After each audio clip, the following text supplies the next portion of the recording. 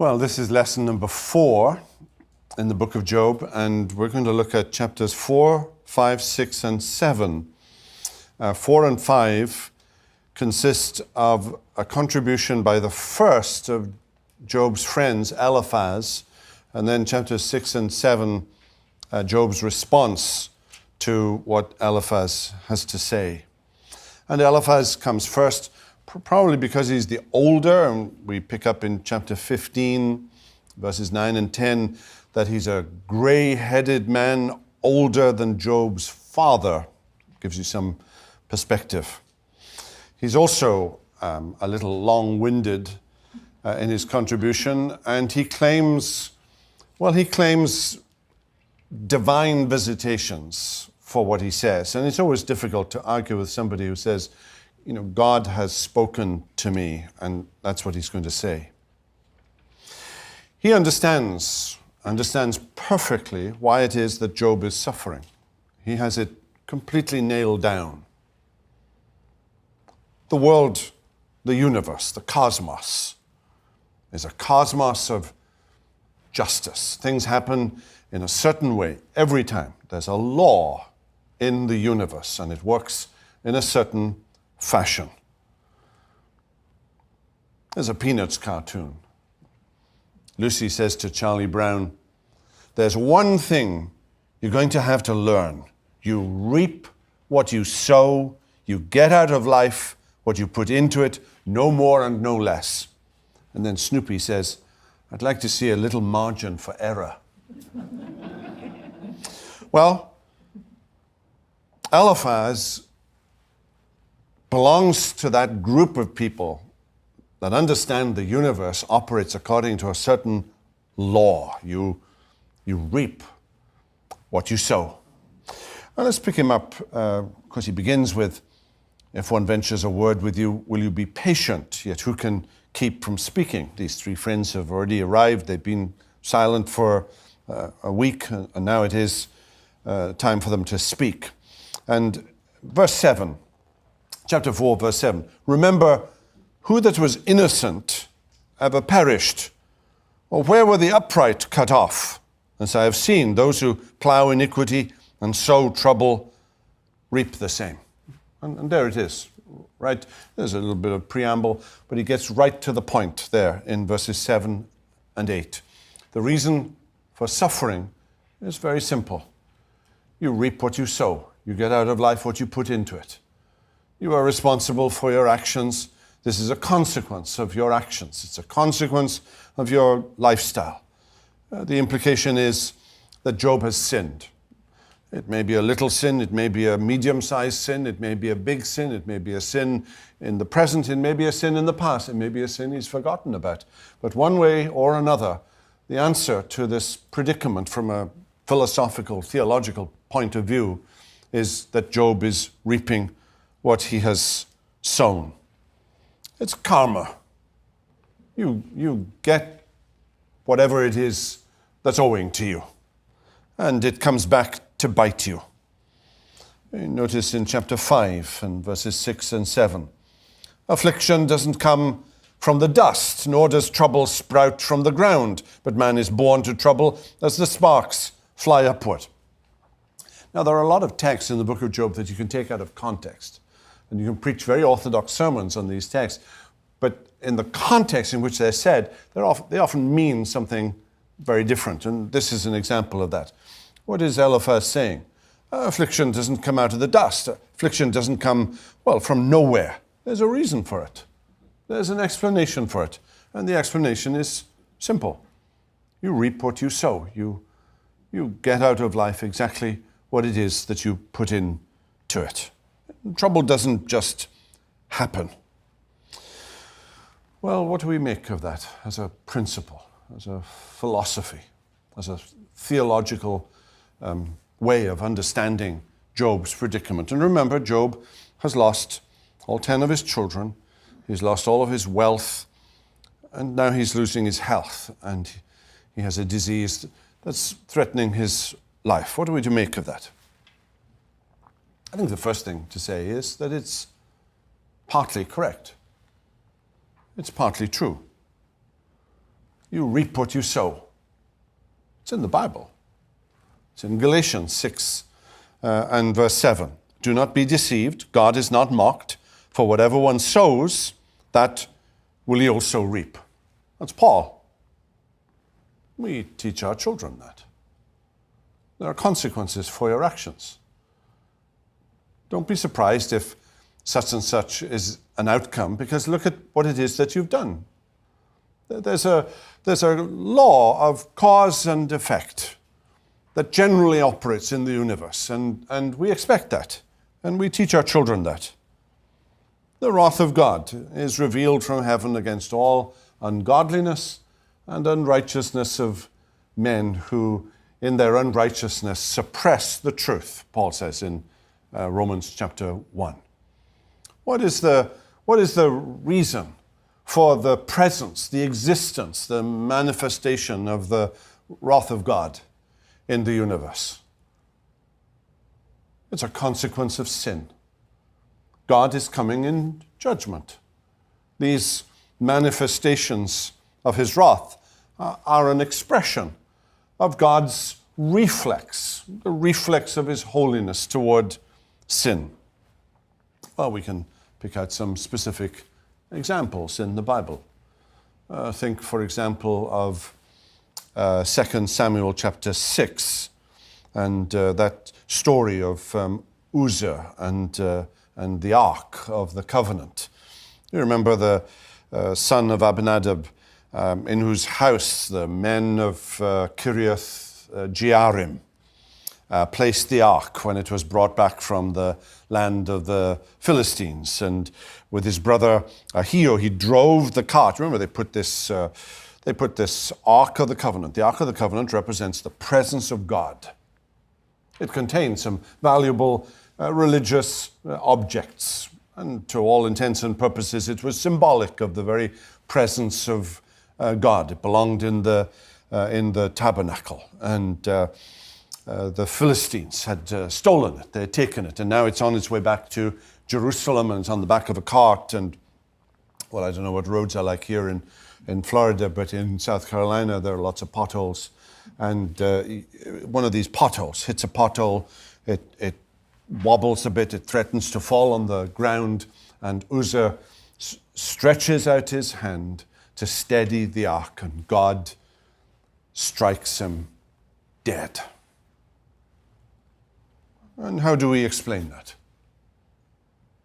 Outside of a biblical framework, of course, and outside of a biblical worldview, and outside of an assumption regarding the holiness of God, it's inexplicable. But within that sphere of thought, how do we explain it? Well, Uzzah received what he deserved. He wasn't supposed to touch the ark. No one was supposed to touch the Ark of the Covenant. Everything about the story is wrong. The Ark of the Covenant wasn't supposed to be on an ox cart, and no one was supposed to touch it. He has reaped what he has sown. Think of, let's go to the New Testament. You might say that's an Old Testament story. This philosophy that Elifaz is propounding here, that who that was innocent ever perished, or where were the upright cut off? Chapter 4 and verse 7. Let's go to the New Testament. This might be a principle in the Old Testament, but we're in the New Covenant. And you go to Acts chapter 6, 5, and Ananias and Sapphira. And in this period of the early history of the New Testament church, when they have all of their goods in common and sell their belongings for the benefit of the wider community of the church. This is not something that seems to continue in the life of the church. I think it belongs to that early period in the life of the church in Jerusalem. And they tell a white lie about the value of a piece of real estate. It's not such a serious sin, you might think. And God strikes one and then another, dead. And this is the New Testament church. This is the church within living memory of Pentecost. This is the church with the apostolic gifts and manifestation in the church. Let's go back to the early church, people say. Well, let's go back to Acts chapter 5, and God strikes people dead for not filling in their forms correctly about their value of their real estate. Well, it's a principle. They reaped what they had sown. There is such a thing as instant retribution. That's what Elifaz is saying. Suffering is punishment. It is instant retribution. It's the judgment of God. God is angry. He's visiting, and he visits in punishment. He visits by sending suffering. He visits by inflicting trial. I'm saying it's partly right. Now, a non-Christian worldview doesn't accept this, but within a Christian worldview, within a biblical worldview, we actually believe this, that there are consequences to our actions. Paul writes to the Corinthians, a passage we read together, for example, at the Lord's Supper, encouraging folk to examine themselves and so on, so that they come to partake in the Lord's Supper in a manner that is Christ-centered and gospel-centered. He reminds us in that passage in 1 Corinthians 10 and then in chapter 11. Paul reminds us that there are some in Corinth who are sick. Some have died. And it's a punishment. It's a visitation of God. God did this. God came in his holiness, in his righteousness. Oh, the world doesn't believe this. But this is what the Bible teaches. There are times when this happens. It is partly right. Why did Jesus die? That's probably the most important question you can ever ask. Why did Jesus die? He was without sin. He was sinless. He had never transgressed any law. Why is it right that Jesus should die? Death is the wages of sin. Now, there's the principle. You reap what you sow. You sin, and what you reap death. Death is the wages of sin. Sin pays its wages. It gives out its wages, and it's death. So why did Jesus die? Well, there are only two answers to that question. One is that there is no justice in the universe. You can't expect justice. You can be an innocent man. You can live perfectly. You can live impeccably. And death still gets you. Bad things still get you because there's no justice in the world. The other answer is, of course, the evangelical answer, the gospel answer. It's the answer of 2 Corinthians 5:21. The reason why Jesus died was because he deserved it. At the point at which he died, he was reckoned to be sin. Well, in Luther's words, he was the greatest sinner the world had ever seen. God had imputed our sins to him. And at that moment, he deserved death. That's why death came upon him. It's a principle of justice. And I'm saying this principle of Elifaz is partly right. But of course, it's also partly wrong. It's also partly incorrect. Take the example of John chapter 9, the incident where we read of a man that has been born blind. And the disciples ask Jesus, who sinned? Was it him or was it his parents? Well, you notice the inference of the question. What lies behind that question? Somebody has sinned. The only explanation for this blindness is that somebody has sinned. Either the man himself has sinned or his parents have sinned in some way. And this is a direct judgment of God upon him. Remember Jesus' answer, that it was neither. Now, Jesus isn't saying that the man had never sinned, nor is Jesus saying that his parents were sinless. It's not the point. What he's saying is there is no immediate connection between the sin of this man or the sin of this man's parents and the malady that he's experiencing. The explanation lies somewhere else. It was neither him nor his parents, but that the works of God might be made manifest in him. And Jesus heals him.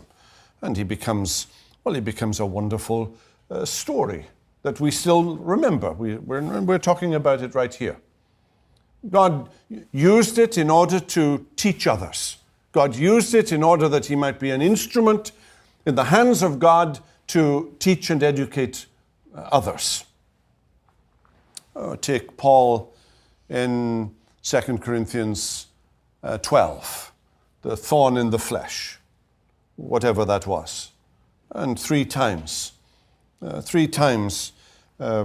Paul prays that this malady be taken away. There is no indication in the passage that this malady, this thorn in the flesh, whatever it was a punishment from God. There's nothing in the text that suggests that. Some people think it might have been his eyesight and so on. But whatever it was, there's no indication in the text that it was a specific visitation of the judgment of God.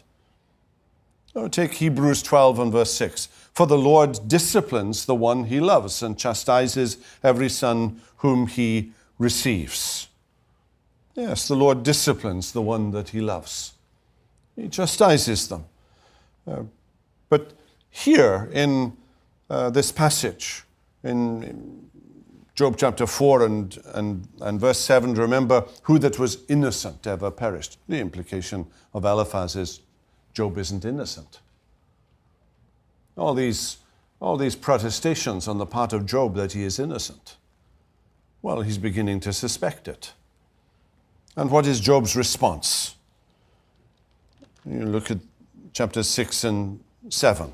Let's go back to verse 14. He who withholds kindness from a friend forsakes the fear of the Almighty. My brothers are treacherous as a torrent bed, as torrential streams that pass by, which are dark with ice, and where the snow hides itself. When they melt, they disappear. When it is hot, they vanish from their place. The caravans turn aside from their course. They go up into the waste and perish. The caravans of Timur look, the travelers of Sheba hope. They are ashamed because they were confident. They come there and are disappointed, for you have now become nothing. You see my calamity and are afraid, and so on. And he's saying Elifaz is like a storm. Comes and it goes. It comes and it disappears. Elifaz is a bit of a windbag. He talks a lot. He has a lot to say. He's very confident about himself. And Job says in response that he is of no help. He's of no help whatsoever. There's a parody here. And it's a parody of the 8th Psalm. What is man that you make so much of him and gives him so much attention? Let's look at chapter 7 and verse 21, right at the end of Job's response. He says, how long, let's go back to verse 19, how long will you not look away from me, nor leave me alone till I swallow my spit? If I sin, what do I do to you, you watcher of mankind? Why have you made me your mark, as though God has set a target on his back? Why have I become a burden to you? Why do you not pardon my transgression and take away my iniquity? For now I shall lie in the earth, and you will seek me, but I shall not be. It's almost as though Job is saying, it's almost like a child that's saying, you'll miss me when I'm gone. I remember when I was little, every child goes through this sort of moment and they want to run away from home. Things are difficult, life is hard, things happen in families and so on. I remember packing a little bag of some cookies and something to drink, and I walked down the road as far as the bend. We're talking 100 yards maybe. And I remember looking back and saying to my mother, you'll be sorry when I'm gone. And she's looking pitifully. And of course, I went round the corner and just sat there, and about 20 minutes later, my sister comes and says, it's time to go home now, let's go. And it's almost as if Job is saying at the end here, you'll miss me when I'm gone. What is Job saying here? He's taking Eliphaz's contribution. And Eliphaz is a man with a very simplistic view of life. It's very black and white. It's very easy to understand. It's very easy to comprehend. There are no question marks. There are no gray areas. There's nothing that this man can't fit into his worldview and his box. Suffering is punishment. Always, invariably, without exception. And I'm saying that's partly right. Sometimes it is. If you sin willfully, there's no point in complaining about the consequences that develop from that. There are consequences. You reap what you sow. If you contracted a disease, say, from a lifestyle that was contrary to the Word of God, you gave yourself to a certain lifestyle, you contracted a sexually transmitted disease. Well, you've only got yourself to blame. We feel sympathy. There's compassion. There's Christian love. There's forgiveness. There's all of that. But you can't come and say, I don't understand this. Why has this happened to me? Why is life so unfair? You've lived a life of debauchery. And you've contracted a disease. You have yourself to blame. It's your actions. And you need to own up to them. But what if you've contracted a disease through a blood transfusion? It's got nothing to do with you. It's not a consequence of anything that you did. You still have the disease. The disease is the same in both cases. But one is innocent and the other is not. Life is more complicated than what Eliphaz is saying here.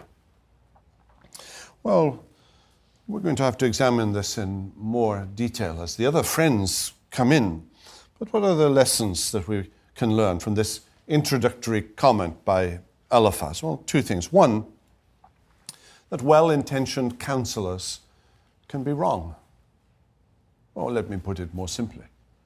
Christians can be wrong. Well-meaning, well-intentioned Christians can be wrong. They can come in, analyze the situation, give some analysis of it, and they can be wrong. They can be seriously astray. Elifaz is seriously astray. And we know that because God says so. We're told that in the prologue. That was the function of the prologue. That Job was a godly man. And the reason for his suffering was not his sin. There's another lesson here. And it's a lesson that we're going to have to unpack as we study through the book of Job. God's ways, well, they're not our ways. His thoughts are not our thoughts. Does Job have an answer to the question, why? No, he doesn't. And Elifaz hasn't provided it. And nor has Job himself come to a full realization of it. And he's walking now in that pathway of discovering once again that God's ways are not our ways and his thoughts are not our thoughts. He ends this little section. You'll be sorry when I'm gone. He's talking to the Lord. And he has stopped listening to Elifaz. And he's taken his troubles, pitiful as they are now, and he's laid them at the feet of Almighty God.